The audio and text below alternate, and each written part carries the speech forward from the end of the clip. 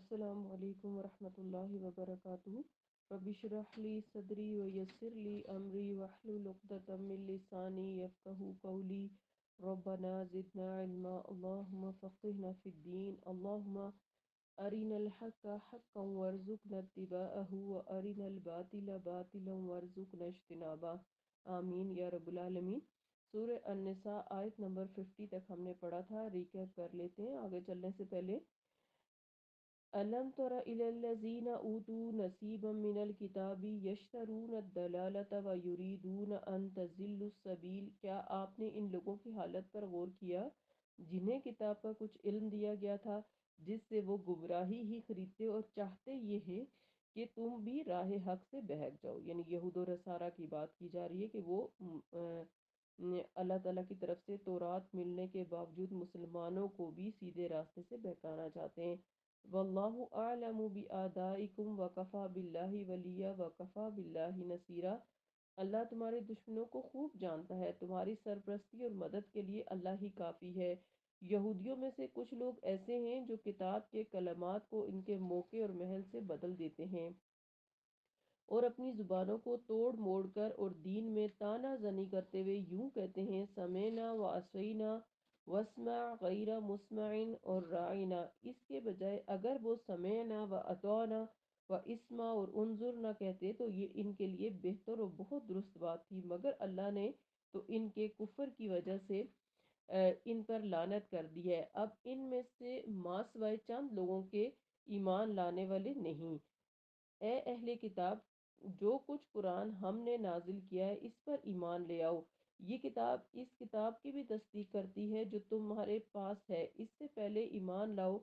کہ ہم تمہارے چہرے بگاڑ کر تمہاری پشتوں کی طرف پھیر دیں یا تم پر ایسے ہی پھٹکار ڈال دیں جیسے اہل سبت پر ڈالی تھی، اور اللہ کا حکم تو نافذ ہو کے رہتا ہے. اگر اللہ کے ساتھ کسی کو شریک کیا جائے تو یہ گناہ وہ کبھی معاف نہیں کرے گا، اور اس کے علاوہ جو گناہ ہے وہ جسے چاہے معاف بھی کر دیتا ہے. اور جس نے اللہ کے ساتھ کسی کو شریک بنایا اس نے بہتان باندھا اور بہت بڑے گناہ کا کام کیا. کیا آپ نے ان لوگوں کی حالت پہ بھی غور کیا جو اپنی پاکیزگی نفس کی شیخی بگاڑتے ہیں، حالانکہ پاک تو اللہ ہی کرتا ہے جسے چاہتا ہے، اور ان پر ذرہ برابر بھی ظلم نہیں کیا جائے گا. دیکھیے یہ لوگ خود ساختہ جھوٹ کو اللہ کے ذمہ لگا دیتے ہیں اور یہی ایک گناہ ان کے سری گناہگار ہونے پر کافی دلیل ہے. آج کی آیات. أَلَمْ تَرَ إِلَى الَّذِينَ أُوتُوا نَصِيبًا مِنَ الْكِتَابِ يُؤْمِنُونَ بِالْجِبْتِ وَالطَّاغُوتِ وَيَقُولُونَ لِلَّذِينَ كَفَرُوا هَؤُلَاءِ أَهْدَىٰ مِنَ الَّذِينَ آمَنُوا سَبِيلًا. کیا آپ نے ان لوگوں کی حالت پر بھی غور کیا جنہیں کتاب کا کچھ حصہ دیا گیا تھا؟ یہاں نبی صلی اللہ علیہ وسلم کو کہا جا رہا ہے اور پھر سب قرآن پڑھنے والوں کو بھی کہ اہل کتاب جو تھے ان پر غور کیا کہ انہیں اللہ نے کتاب کا کچھ حصہ دیا، اور یعنی ان کے پاس تورات اور انجیل تھی جیسے ہمارے پاس قرآن پاک ہے، لیکن وہ جبت اور طاغوت پر ایمان رکھتے ہیں اور کافروں کے متعلق کہتے ہیں کہ ان ایمان والوں سے تو یہی لوگ زیادہ ہدایت یافتہ ہیں. تو یہود و نصارہ کی، خاص طور پر یہودی علماء کی بات ہو رہی ہے جو ہر موقع پر یہ کہتے تھے کہ مسلمانوں سے بہتر مشرکین ہیں. دوسری بات یہ کہ کتاب جب اللہ تعالیٰ کسی قوم کو دیتے ہیں تو اس کتاب پر عمل کرنا ہوتا ہے، اس کو سمجھ کر اس کتاب کے احکامات کو اپنی زندگی پر نافذ کرنا ہوتا ہے. لیکن ان اہل کتاب نے کیا کیا کہ اپنی کتاب پر عمل کرنے کے بجائے وہ جبت اور طاغوت کے پیچھے پڑ گئے. سوال یہ پیدا ہوتا ہے کہ جبت اور طاغوت کے معنی کیا ہیں؟ جبت دراصل اوہام اور خرافات کے لیے ایک جامع لفظ ہے جس میں جادو، ٹونے ٹوٹکے، جنتر منتر، سیاروں کے انسانی زندگی پر اثرات، فالگیری، گنڈے، نقش اور تعویذ وغیرہ سب شامل ہیں. جیسے لوگوں کو آپ نے دیکھا ہوگا کہ وہ اپنے بازوؤں پر دھاگے باندھ لیتے ہیں، گلے میں گرا والے دھاگے لٹکا لیتے ہیں. کچھ لوگ جو ہیں وہ انگوٹھیوں میں طرح طرح کے پتھر اس نیت سے ڈالتے ہیں کہ شاید ان پتھروں سے ان کی زندگی پر کوئی مثبت نتائج پڑنے والے ہیں، اثرات پڑنے والے ہیں. تو یہ سب چیزیں جبت میں آتی ہیں. اور دوسری چیز ہے طاغوت. طاغوت ہر وہ باطل قوت اور نظام ہے جس کی اطاعت کرنے پر لوگ مجبور ہوں اور اللہ کی اطاعت کے مقابلے میں انہیں اس فرد، ادارے یا حکومت کی اطاعت کرنے پر مجبور کیا جائے یا مجبور بنا دیا جائے، اور لوگ انہیں احکام الہیہ کے باوجود تسلیم بھی کریں، یعنی لوگوں کو مجبور کر دیا جائے۔ جیسے آج کے دور میں ہم جی رہے ہیں کہ ہمیں بھی جو ہماری موجودہ حکومت ہوتی ہے اس کی بنائی ہوئی پالیسیوں پر عمل کرنے پر مجبور کیا جاتا ہے، جس میں سب سے بڑی چیز یہ ہے کہ ہم مسلمان ہونے کے باوجود ایک نان مسلم ماحول میں جی رہے ہیں، اور سود یہاں پر عام ہے، اور ہر عوام جو ہے وہ مجبور ہے اس سودی سسٹم میں جینے کے لیے۔ یہ جو لوگ ہیں یہ سوسائٹی بھی ہو سکتی ہے، حکومت بھی ہو سکتی ہے، اور یہ گاؤں کے چودھری بھی ہو سکتے ہیں، پیر و مشائخ بھی ہو سکتے ہیں، سوشلزم یا جمہوریت کی طرح باطل نظام بھی، اور فرعون اور نمرود کی طرح سرکش بادشاہ بھی ہو سکتے ہیں۔ تو یہاں کیا ہمیں بتایا گیا کہ یہود کتاب پر عمل کرنے کے بجائے اور کتاب کا نظام اپنے لوگوں میں نافذ کرنے کے بجائے جبت اور طاغوت کے پیچھے پڑ گئے۔ اس میں سوچنے کی بات یہ کہ آج مسلمانوں کے پاس بھی قرآن پاک موجود ہے، لیکن دنیا میں کم ہی کہیں پر یہ نظر آتا ہے کہ قرآن پاک کے احکامات پر عمل کیا جا رہا ہو، بلکہ جبت اور طاغوت ہی قرآن کے ذریعے کیا جا رہا ہے۔ قرآن کو تعویذ بنا کر یا تو گلوں میں لٹکایا جا رہا ہے، یا دکانوں میں یا گھروں میں لٹکایا جا رہا ہے، یا گھول گھول کے پلایا جا رہا ہے، اور اس کے ذریعے سے صحیح اور غلط جادو ٹونے ٹوٹکے کیے جا رہے ہیں۔ اور آج مسلمان بھی اسی طرح فال گیری اور گنڈے اور نقوش اور تعویذات اور ان چیزوں کے پیچھے پڑے ہوئے ہیں، اور وہ اپنے قرآن سے وہ فائدہ نہیں اٹھا رہے جس کے لیے اللہ تعالیٰ نے قرآن پاک کو بھیجا تھا۔ اس آیت کے اندر دوسرا پوائنٹ یہ ہے کہ یہود جو ہیں وہ مشرکوں کو مسلمانوں سے بہتر قرار دیتے تھے، یعنی ان یہود و نصارہ کی اکثریت ایسی ہے جو اوہام و خرافات اور ٹونے ٹوٹکوں کے پیچھے پڑی ہوئی ہے۔ وہ اللہ پر ایمان لانے کے بجائے طاغوت کے آگے گھٹنے ٹیک دیتے ہیں، اپنی ایسی گمراہ کن حالت کے باوجود دوسرے کافروں یعنی مشرکین وغیرہ سے یہ کہتے ہیں کہ ان ایمان والوں یعنی مسلمانوں سے تم ہی اچھے ہو اور ان سے زیادہ ہدایت یافتہ ہو، یعنی خود تو سراسر ضلالت میں ڈوبے ہیں، اور مشرکوں کو مسلمانوں سے زیادہ ہدایت یافتہ ہونے کے سرٹیفکیٹ بھی دے رہے ہیں۔ یاد رہے کہ مشرکین مکہ نے جب بھی مدینے کے اوپر چڑھائی کی تو یہود ہمیشہ قولاً اور عملاً ان کا ساتھ دیتے رہے۔ ایسے ہی کسی موقع پر مشرکوں نے یہودیوں سے پوچھا کہ سچ بتانا کہ یہ مسلمان بہتر ہیں کہ ہم، تو اور ان سے پوچھا اس لیے گیا کہ عرب بھر میں یہود کی علمی ساخت تھی، ظاہر ہے عربوں میں بڑے زمانے سے کوئی نبی نہیں آیا تھا، ان کے پاس کوئی کتاب نہیں تھی، اور اہل کتاب یہود و نصارہ کے بارے میں وہ یہی سمجھتے تھے کہ ان کے پاس کتاب ہے اور یہی ہمیں بہتر بتا سکتے ہیں، اس لیے وہ ہمیشہ ان سے پوچھتے رہتے۔ تو لیکن یہ جو یہود و نصارہ ہیں بے ایمان محض مشرکوں کو خوش کرنے کی خاطر ایسا جواب دیتے، حالانکہ حقیقت انہیں پوری طرح معلوم تھی کہ شرک اللہ کے ہاں ناقابل معافی جرم ہے، اور مسلمان موحد ہونے کی بنا پر مشرکوں سے 1000 درجے بہتر تھے۔ آیت نمبر 52، اولئک الذین لعنهم اللہ ومن یلعن اللہ فلن تجد له نصیرا، یہی لوگ ہیں جن پر اللہ نے لعنت کی ہے، یعنی اہل کتاب جو مسلمانوں سے مشرکوں کو بہتر قرار دیتے تھے، اور جس پر اللہ لعنت کر دے آپ اس کا کوئی مددگار نہیں پائیں گے۔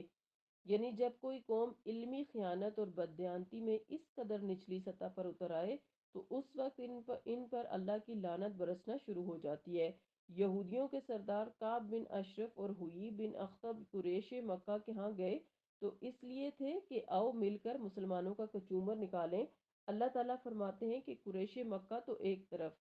اگر سارا جہان بھی یہ لوگ اپنے ساتھ ملا لیں تو جو لعنت اللہ کی طرف سے ان کے مقدر ہو چکی ہے اس سے وہ بچ نہیں سکتے، نہ ہی انہیں کوئی ان پر تسلط ہونے والی ذلت سے بچا سکتا ہے۔ ان پر جو مسلط ہونے والی اللہ کی طرف سے ذلت ہے انہیں اس سے کوئی بچا سکے گا۔ آیت نمبر 53، ام لہم نصیب من الملک فاذا لا یؤتون الناس نکیرا، یا ان کا حکومت میں کوئی حصہ ہے یعنی ان یہود و نصارہ کا، اگر ایسی صورت ہو تو وہ لوگوں کو پھوٹی کوڑی بھی نہیں دیں گے۔ تو یہود کا جو بخل اور تنگ نظری ہے اس کا اس آیت میں ذکر کیا گیا ہے کہ یہاں جو ان کی مشہور اور رذیل خامی بخل ہے، اگر ان کے پاس کسی ملک کی حکومت بھی ہو تو بھی وہ کسی کو پھوٹی کوڑی تک نہ دیں گے۔ اور ان کے بخل کا دوسرا پہلو یہ ہے کہ وہ اتنے تنگ نظر ہیں کہ حق بات کا اعتراف کرنا بھی ان کے لیے محال ہے، کیونکہ یہ مشرکین مکہ کو توحید والوں سے برتر قرار دے رہے تھے۔ آیت نمبر 54، ام یحسدون الناس علی ما آتاہم اللہ من فضلہ فقد آتینا آل ابراہیم الکتاب والحکمت وآتیناہم ملکا عظیما۔ یا وہ دوسرے لوگوں پر اس لیے حسد کرتے ہیں کہ اللہ نے عذرائے فضل انہیں کچھ دے رکھا ہے، تو ہم نے آل ابراہیم علیہ السلام کو بھی کتاب اور حکمت دی تھی اور انہیں بہت بڑی سلطنت دے رکھی تھی۔ تو یہاں دوسرے لوگوں سے مراد مسلمان ہیں جنہیں دن بدن عروج حاصل ہو رہا تھا، اور وہ خود دن بدن ذلیل سے ذلیل تر ہو رہے تھے۔ یعنی یہود کو مسلمانوں سے حد درجے حسد محسوس ہو رہا تھا کہ انہیں کیوں نبوت دی گئی اور یہ اسلام دن بدن کیوں پھیلتا جا رہا ہے۔ آل ابراہیم سے مراد سیدنا ابراہیم علیہ السلام سے لے کر رسول اللہ صلی اللہ علیہ وسلم تک سب پیغمبر ہیں، اور کتاب اللہ کا علم و حکمت انہیں انبیاء کے پاس رہا، اور بہت بڑی بادشاہی بھی انہیں دی گئی، جیسے سیدنا یوسف علیہ السلام کو، سیدنا داؤد اور سیدنا سلیمان علیہ السلام وغیرہ سب بادشاہ بھی تھے اور نبی بھی۔ اس لفظ کا دوسرا مطلب یہ ہے کہ تمام اقوام عالم پر ہمیشہ آل ابراہیم ہی کا قائدانہ اقتدار رہا۔ اگرچہ آپ صلی اللہ علیہ وسلم کے زمانے میں یہ اقتدار یہود سے مسلمانوں کی طرف منتقل ہو گیا، تاہم آل ابراہیم ہی میں رہا، آل اسحاق سے آل اسماعیل میں آ گیا۔ یعنی جس طرح پہلے اللہ تعالیٰ نے بنی اسرائیل کو حکومت اور عزت اور دنیا کی قیادت عطا فرمائی تھی، اب ویسی ہی شان و شوکت، عزت اور حکومت ان سے چھین کر مسلمانوں کو عطا کی جائے گی۔ تو چاہے یہ حکومت اور شان و شوکت اور امامت بنی اسحاق کے پاس ہو یا بنی اسماعیل کے پاس ہو، بہرحال یہ آل ابراہیم ہی ہیں، کیونکہ ابراہیم علیہ السلام کی اولاد ہیں۔ پھر آیت نمبر 55، فَمِنْهُمْ مَنْ آمَنَ بِهِ وَمِنْهُمْ مَنْ صَدَّ عَنْهُ وَكَفَى بِجَهَنَّمَ سَعِيرًا۔ پھر ان میں سے کوئی تو ایمان لے آیا اور کوئی اس سے رکا رہا، ایسے باز رہنے والوں کو بھڑکتی ہوئی جہنم ہی کافی ہے۔ تو اس آیت کے بھی دو معنی ہو سکتے ہیں۔ ایک یہ کہ اسحاق علیہ السلام کی اولاد میں سے جو انبیاء مبعوث ہوتے رہے، ان سب پر بھی یہود ایمان نہیں لائے، یعنی اپنے انبیاء پر بھی تو یہ ایمان نہیں لائے، بہت سے انبیاء کا انکار کر دیا اور بہت سے نبیوں کو انہوں نے قتل کر دیا۔ اس لحاظ سے اس آیت کے مخاطب صرف یہود ہیں، اور دوسرا مطلب یہ ہے کہ اگر بنو اسحاق کے بجائے آل ابراہیم ہی سمجھا جائے تو رسول اللہ صلی اللہ علیہ وسلم پر ایمان لانے والے تو بنو اسماعیل تھے اور انکار کرنے والے بنو اسحاق، یعنی یہود و نصارہ وغیرہ۔ بہرحال جو بھی انبیاء کی دعوت سے انکار کرتا رہا یا دوسروں کو روکتا رہا، اسے لازماً عذاب اخروی سے دوچار ہونا پڑے گا،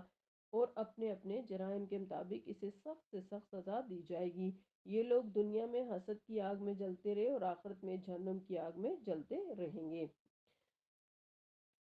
تو آج جو ہم نے آیات پڑھی ہیں، ان سے ہمیں یہ پتہ چلا کہ یہود و نصارہ جو ہیں وہ شروع سے اہل کتاب ہونے کے باوجود مسلمانوں کے ساتھ حسد کرتے رہے، بے راہ روی کا شکار رہے، اصل کتاب پر عمل نہیں کیا، دنیاوی مفادات کے لیے وہ کتاب کو پس پش ڈالتے رہے اور اپنی مرضی کا دین انہوں نے اختیار کر رکھا تھا۔ اور یہی چیز آج مسلمانوں کے اندر آ چکی ہے کہ اب وہ بنی اسرائیل کے بعد دوسرے بڑے امام امت ہیں، امت مسلمہ ہیں، لیکن اس کے باوجود ان کے ہاں قرآن پاک پر کوئی عمل نہیں ہے، اور وہ بھی یہود و نصارہ کی طرح جبت اور طاغوت کے پیچھے پڑ چکے ہیں۔ اور جس طرح پھر اللہ تعالیٰ نے یہود و نصارہ سے یعنی بنی اسرائیل سے امامت لی، اسی طرح آج مسلمانوں سے باقاعدہ امامت تو نہیں لی جا سکتی، کیونکہ اللہ تعالیٰ نے نبی صلی اللہ علیہ وسلم کے بعد کسی کو نبی بنا کے نہیں بھیجنا، لیکن عملی طور پر مسلمان نہ امام امت لگتے ہیں اور نہ انہوں نے کوئی امامت کی ہے، یعنی وہ بھی دنیا کے پیچھے لگے ہوئے ہیں، دنیا کے مفادات کی خاطر دین کو، کتاب کے احکامات کو بھلا چکے ہیں، اپنی آخرت کی کوئی فکر انہیں نہیں ہے، اور وہ صرف اور صرف وقتی مفادات پر چلتے ہوئے اپنا وقت گزار رہے ہیں، اور اسی طرح یعنی بے عملی کی صورتحال میں دنیا میں بھی زندہ ہیں اور اسی حالت میں دنیا سے جا رہے ہیں۔ اللہ تعالی ہم سب کو قرآن پاک کی قدر کرنے کی توفیق دے، اور اس کے تمام احکامات کو اپنی زندگیوں پر نافذ کرنے کی توفیق دے۔ اور اللہ تعالی ہمیں ایسا حکومت، ایسی ریاست اور خلافت عطا فرمائے جو باقاعدہ قرآن پاک کے احکامات کو، اسلام کو اپنے خلافت میں نافذ کر سکے، اور یہ قرآن جو ہے اس کے ذریعے سے ہماری دنیا اور آخرت سمر سکے، آمین۔ سبحانک اللہم و بحمدک، نشہد ان لا الہ الا انت، نستغفرک و نتوب الیک۔ السلام علیکم ورحمۃ اللہ وبرکاتہ۔